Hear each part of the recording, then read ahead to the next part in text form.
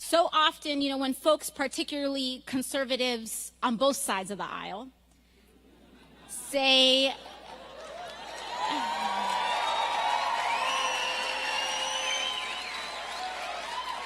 when they say that calling for a Green New Deal is, quote, too much or too extreme or too radical, no middle ground is right.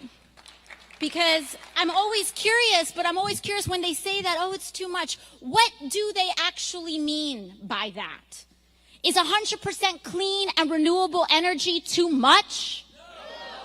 Is fighting for dignified jobs that pay people enough to live too much? Is proposing a solution on the scale of the climate crisis to solve it too much? No. But let me tell you what's too much for me. Here's what's too much for me.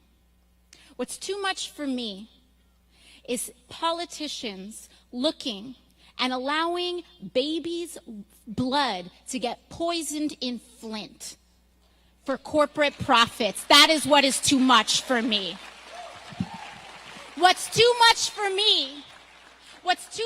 me is coal barons coming up to Washington, D.C., demanding bailout after tax break after bailout for themselves, and then not even paying their own miners' pensions and put their own miners' health care. That is what is too much for me.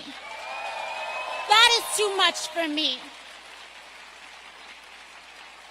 What is too much for me is the fact that ExxonMobil knew exactly that climate change was real and man-made as far back as 1970, and instead of being part of the solution, they paid millions of dollars to lobby and lie and confuse the American public about it, endangering generations to come. That is too much for me.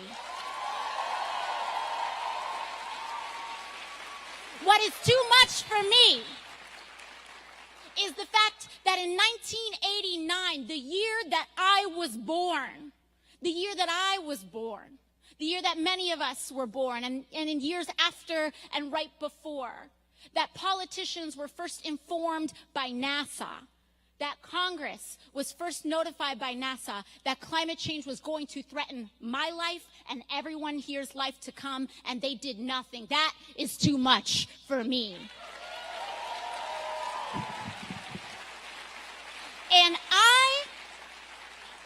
And I will be damned if the same politicians who refused to act then are going to try to come back today and say we need a middle of the road approach to save our lives. That is too much for me.